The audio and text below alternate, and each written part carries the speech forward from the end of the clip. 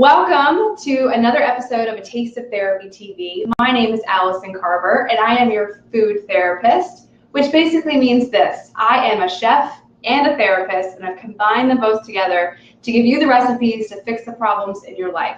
And tonight's recipe, we're going to be fixing chive and chickpea crostinis and getting to know your partner in a different way. I swear, this name of this recipe has been throwing me off all week. So it's basically a hummus crostini with chives and chickpeas and garlic mashed up on the bottom, topped with some broccolini, roasted red peppers, and then a little arugula and scallions on top, just for the heck of it. This recipe is so good. As I say every week, all of my recipes are good. I'm a little bit biased, but this one is particularly fancy schmancy. So all of your company and guests will be really impressed when you whip this out of your little entourage of recipes. So basically what it involves is there's three components to this dish. The first piece to this is a crostini, which for those of you that might not know, that's basically this, right? I made these ahead of time for the sake of time for tonight's show, but basically what this is, it's a baguette that you can buy at the store, or if you're feeling really ambitious, you can make it yourself, but I bought mine at the store. And you just slice it really thin. This is about a ½ inch, I would say, right? And that's a personal preference. So when it comes to crostinis, the thinner the better, because you're going to be topping it with lots of toppings. So you don't want it to be this big honking piece of 3-inch bread that your company or partner has to bite through.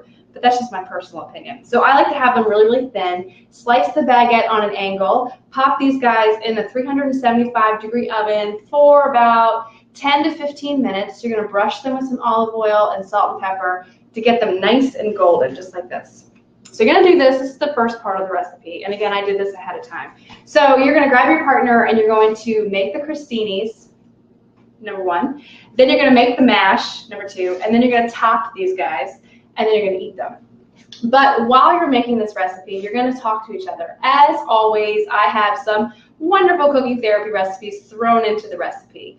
But this is just meant to be fun. You know, last week, again, I touched on the fun necessary to just have more fun when it comes to your partner, to be cooking together. Because a lot of times, I am having you make really big dishes with really big conversation topics. So this is a good opportunity for both of you to go into the kitchen, have a little bit of fun, and get to know your partner on a different level. You know, when you've been with your partner, let's say, I don't know, 5, 10 years, 15 years, whatever the case may be, things might get a little bit stale, boring, whatever. You might think you know everything there is to know about your partner, but I guarantee that is not the case. So you're going to make this recipe, and you're going to learn some new things about your partner. And you're going to say, I never knew that about you. That's the whole goal. I want you to walk away from this with some yummy crostinis and have this moment of like, oh my God, I didn't know this about you. So when you print out the recipe off of atasteoftherapy.com, go to my blog and search chive crostinis. I'll get the recipe name right, I promise. You will find my handy dandy, fancy cooking therapy questions included in the recipe. So you, your partner, all of these ingredients, and these top 10, these are my most favorite get to know you questions, are going to be included in the recipe. What I want you to do is I want you to cut them up into little strips, just like I did here, and put them in a jar. Because while you make this recipe, each of you are going to pull out a question at any time, and you're going to answer the question with each other. And we'll go over these a little bit later, but I just wanted to show you my cooking therapy jar for tonight. Okay, so let's get started. So first of all, show of hands, who's excited about this recipe? I need to see some excitement here, because this recipe, like I said, is really good, and it's for all of my little favorite vegetarians out there. So I want to hear some hands up. This is exciting. Okay. So let me give you the ingredients to make the mash. It calls for a can of chickpeas or garbanzo beans, however fancy you're feeling. And I like to use a food processor for this. You can use a blender if you'd rather have that, but I just like to use a food processor because it's smaller. And I find that when you're making a small batch of something, the food processor does a better job of keeping it contained and really mixing it really well. Okay, so here's my food processor. Okay. Here are the chickpeas. I'm going to dump them all right into my little can right here. Then the recipe calls for a ½ teaspoon of salt, a ½ teaspoon of cumin, and 2 cloves of garlic, which has been sliced up pretty thin. So I'm going to add this in just like that. Oops, it's sticking to my thing here. Okay, God, it smells so good. Cumin is amazing, right? So good. Okay, then it calls for 2 tablespoons of water, which I have measured out right here. Dump that right in. 3 tablespoons of fresh lemon juice. So fresh lemon juice is key here. Don't buy the jar, canned, whatever, pre-made, concentrated lemon juice. That stuff is disgusting. Just buy a lemon. They're really not that expensive. And you're just going to literally squeeze the juice right in here. So we want 3 tablespoons. All right. So let me hear from all of you out there. How's everyone's week? How's cooking therapy going at home? I hope it's going well. And let me hear you. So how many of you, yes or no, give me a show of hands, feel like perhaps you don't know your partner as well as you think you might? Like, has this ever happened where you're talking to them and like they're casually mentioning something and they say something like, oh yeah, I remember that time I went to Vegas and did this and this, and you're thinking, I didn't know that about you. Has that ever happened to anybody? I'm sure it has. It's happened to me. It happens all the time in session and in my own life, actually. My own partner, my husband and I, he's always surprising me. We've been married now 10 years, and I swear he's always surprising me with something. Some good, some not so good, right? Which is why I take him to the kitchen and we do all of these recipes. Please don't think that I don't do these on my own life, because I totally do. It's necessary sometimes. Let me grab a thing here. Okay, so we got the lemon juice added in. Okay, now we're going to now add our olive oil. So it's 1.5 tablespoons of olive oil. For those of you who have not made homemade hummus before, you need to do this. And I'm not just telling you based on peer pressure, but I'm telling you it's going to taste 1,000,000 times better than store-bought. Like, I'm not even like at all exaggerating on that. And once you have the recipe, this is what I'm giving you right now. It's a really basic recipe. You can add anything to it. So if you like roasted red peppers, throw those bad boys on in here. If you like more garlic, add more garlic. You can add sriracha. You can add anything to hummus, and it's so good. But tonight we're making chives, so we're going to add chives into this. Okay. All right, now we're going to add the tahini. So who knows what tahini is? Is that like a little pop quiz? Anyone ever heard of this before? This is sesame tahini. It's kind of like peanut butter. As you can see, I'm kind of having a hard time getting it out of my container here. So tahini is basically peanut butter that's made out of whole sesame seeds. Just a little chefy tip for the day. And it adds that something extra to hummus. You know, it's got that flavor. If you leave it out, the hummus will still be good, but it won't be as good because it's missing this nutty flavor that the tahini adds to it. So don't leave it out because it's really good. And then I'm going to add 4 tablespoons of chopped chives right in here. All right. And chives are different than scallions or green onions, so try to get the chives if you can. If you can't find them, you can substitute the green onions, but I like the flavor of chives better. It's actually a different brand of onion than a green onion, so it's got a totally different flavor. So if you can find the chives, just go ahead and use those in this recipe.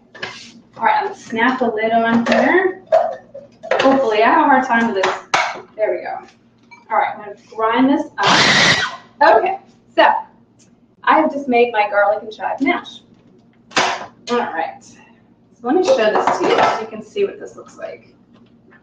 So it's hummus. Can you see that? Doesn't it look so good? Okay, so you have made now with your partner the crostinis. They are all baked up golden brown. You've made the mash. I think it's time for us to go to our question jar. So let's pull out some of these questions and see if you know the answers to this. Okay, so first question number 1. What book best describes your life? I love this question because a lot of people will say a book that's really surprising, something you might not have thought about, maybe a childhood book that you loved, or even a book that you haven't even read. This is a really deep question, and you can get to know your partner on a different level because you might not actually know that they even read that book, right? Or even if you have a partner that doesn't like to read, like I do, my husband hates to read, he is able to answer this question and talk about books in a different way because books mean things to different people. So here we go. This is a good question. Okay, question number 2. What is your most favorite memory? Again, a great question to ask. You know, you could be something from high school or college or even when you were a kid, Christmas morning. I guarantee this is a question or an answer that you probably don't know about your partner, right? So what you're going to do is you're going to make this dish together. You're going to go through the process. You're just going to have fun together. This is not a structured person one, person two recipe like some of my other recipes. This is just more fun and interactive. So while you're making the, you know, making the hummus and making the dip and whatever, you're going to be pulling out these questions and asking them. So let me ask you, what is your favorite memory? Who has a favorite memory they want to share? I'm sure one of you has one out there. Christmas morning, getting a sled, snowing, quintessential, getting into college. Tell me, what's your favorite memory? Let me see what the fans are saying. So Mark is saying, not a fan of hummus, but fresh like this, I'm sure, is much better. Yes, fresh hummus, I'm not even joking, is 1,000,000 times better than store-bought hummus. So even if you think you don't like hummus, I want you to try this recipe because I guarantee you're going to like it better. I guarantee, because it's so much better. Okay. No favorite memories yet? All right, that's okay. I'll get you to the next round. Okay. So this is the next step. So now what we're going to do is I like to have a little bit of toppings to my crostini. So we're going to have the base layer of the bread. We're going to have a smear of my chive and garlic spread on top. And then we're going to top it with some broccolini and roasted red peppers. So broccolini, I saved it right here for you all to see it. So if you don't know what this is baby broccoli, right? Small broccoli. Can you see this? And the way I like to do it is it's kind of like a Y. Can you see this? I saved this so you all can see it. Can you see how it's kind of like a Y here? So when you're cutting the broccolini, you don't want to slice it right at the top. At least I don't slice it right at the top. I like to slice it at the Y right here so you have long stems. The stems of the broccolini are really flavorful and they're not as tough as regular broccoli. So go ahead and slice it right at the bottom like this. And make sure you get the, the leaves off. Like for instance here. Slice it at an angle, get your leaves off. Boom. There you go. See? And then you're gonna pop this bad boy in a medium oven with a little bit of olive oil. And we're just gonna heat these guys up. We're not cooking them all the way through. We're just heating them up so that they can be nice and warm, and have some flavor onto the crostini. And if they're not all the same length, that doesn't matter. I don't care about that. I just want you to make sure that you get a lot of the good flavor from the broccolini. And again, if your store doesn't have the broccolini, that's not a big deal. You can either leave this off or you can substitute regular broccoli if you really like the broccoli flavor. I like broccolini better in this case when I'm making a crostini because typically crostinis are used for, parties or appetizers or things like that, and it can be hard to have a big old honking piece of broccoli on top. So if you can't find broccolini, you can always leave it off. You can add olives, you can add mushrooms, sauteed onions, caramelized onions would be amazing on this, or just the roasted red peppers are also amazing. Okay, so we're going to saute these guys up in this pan. And again, while you're doing this with your partner, this is another great opportunity to pick another great question out of my jar. I'll just go ahead and get one out here. Okay, if you were by yourself for one whole day and could do anything you could, what would it be? And no dirty things here. But what would you want to do? Would you travel? Would you want to sleep? Would you want to go shopping? For me, if I could do anything in the world, I had one whole day, I would fly to Europe. It doesn't matter where, I would just go to Europe. Maybe Paris or Italy. Oh, maybe southern France. I'm changing my answer. I think I would fly to southern France and have just a bottle of rosé sitting over, the span of southern France and just be in the lavender and in the light. That's what I would do. What would you do? What would you do? I want to hear from you. What would you do? And give me some hands up. I want to hear from you all. I want to hear what your thoughts are. I want to know if you ever asked your partner this question before. I guarantee if you did, you'd be completely surprised in what they have to say. So these are not normal conversation topics.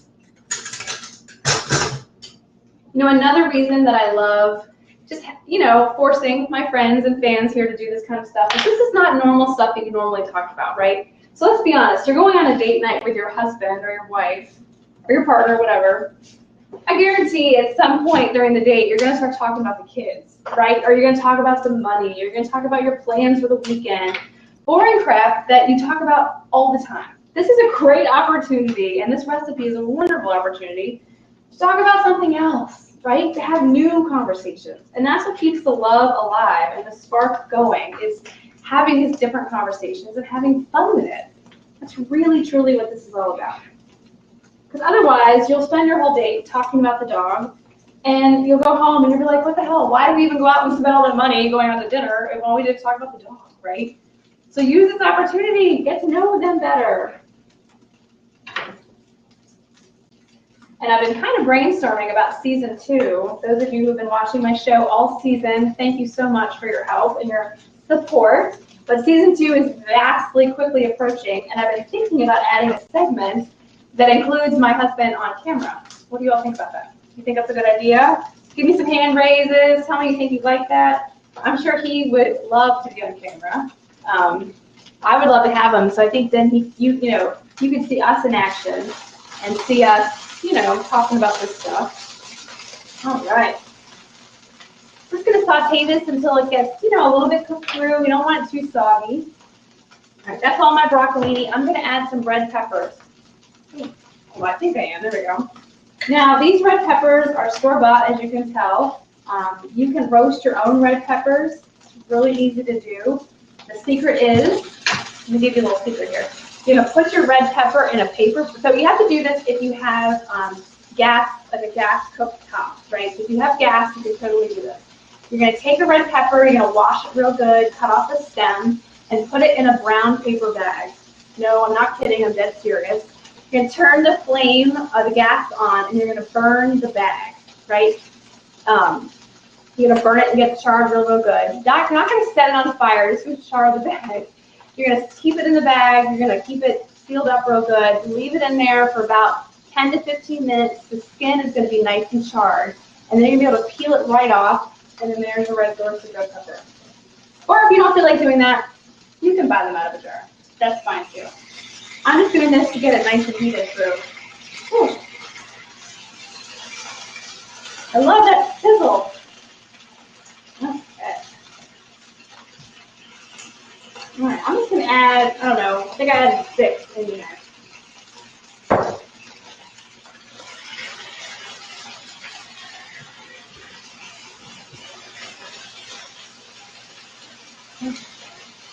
It smells so good in here. And look at this color, this red and the green, it's gorgeous. All right, while this is cooking, I'm going to line up my crostinis here on my cutting board. That way we can top them. So, okay, weekend grilling, your thing you would do during the day is relax in the backyard with a cocktail. And that sounds amazing. Can I come over?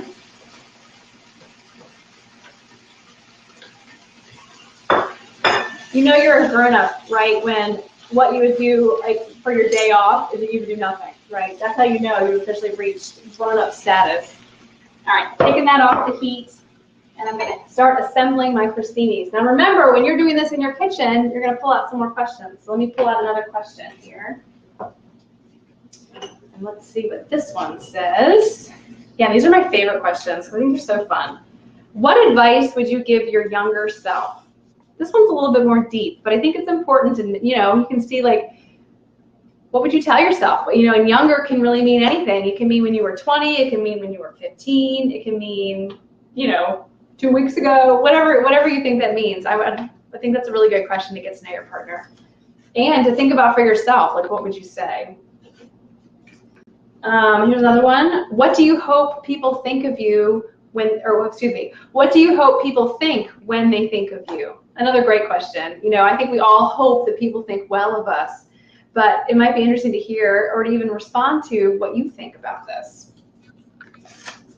Great questions. And another tip here with this cooking therapy jar, you can really put any kind of information in a cooking therapy jar. I've done this. I've actually sold these here in Richmond, Virginia, whenever I'm asked to come speak at events or to do, different, festivals or whatnot. I always have these cooking therapy jars for sale.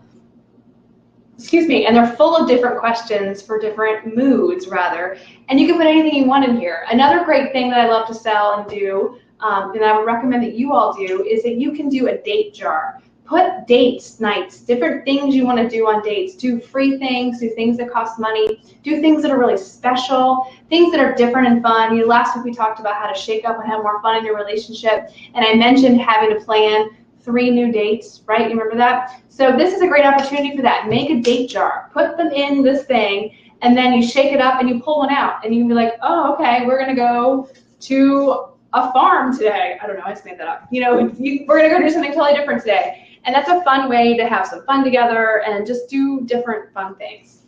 And that's what all of this is about. Remember, having fun, talking to your partner differently, getting to know them better. Okay, so here are my crostinis. I'm gonna take my little chive spread and I'm gonna straight up smear this right on here, as you can see, as much as you want. Oh, this is so pretty. Such a pretty dessert, appetizer. You can see where my head is. I'm already thinking about dessert. Okay. So I mentioned season 2 of my show, and I just want to give a little, plug that I want you to keep watching. And if you have any suggestions or feedback for recipes or food recipes or therapy recipes that you think you would like to have me discuss, please reach out to me. I'm very excited and ready to hear your feedback, and I would love to know your thoughts on that. So if you have anything, send me an email, info@atasteoftherapy.com. You can get it through my website, A Taste of Therapy. Find me on Twitter, Facebook, Instagram. Just find me, give me a shout, and tell me what it is you want me to do, and I will consider it. Let me get myself a fork. Hang on. Okay. So on these guys, I'm just going to take my broccolini. I think one to 2 pieces is probably ample. Oh, these look so good. I can't even stand it. Now, I did a rookie mistake here. I should have cut up these red peppers before I sauteed them. So when you're doing that, just go ahead and give them a slice before you do it. Put 1 little sliver of roasted red pepper right on there. And then, as a final little pizzazz, I'm going to add a few sprigs of fresh arugula and then a few pre-cut scallions. Look at this. Can you see how fancy-dancy this looks? Can you see this? Look at this. Straight up like 5-star restaurant right here, and you and your partner just made this together. So pretty, right? Okay, so you are going to make this, I'm sure, tonight with your partner. It calls for what? How many? 1, 2, 3, 10 ingredients. It's really easy to put together, and you're going to have a great time and so much fun going through these questions, I promise. So that's what I want you to do. That's how you're going to get to know your partner better. You're going to go into the kitchen. You're going to do this together. You're going to have fun. You're going to make a great dish. You're going to enjoy it together and get to know your partner in a different way. That's all this is about. And remember, when you make these dishes, tag me in the photos so I can see them and share them with my community. I would love to see it. So again, this recipe is my chive and chive and chickpea mashed crostini. It's all about getting to know your partner better through using my cooking therapy date jar. Let's ask one more question before I sign off here. Let's see. Who has been kindest to you? Another great question to spark the conversation. Go into the kitchen tonight with your partner and have a conversation and make it fun, interactive, and I know that both of you will get closer together. Thank you so much for tuning in, as always. I love being able to share my Thursday nights with you. And be sure to check out my website at tasteoftherapy.com. A huge shout goes to Manja TV. As always, thank you for having me. And again, if you have any questions or comments, you know where to find me. So I'll see you all next week, and thank you so much for tuning in. All right, bye everybody.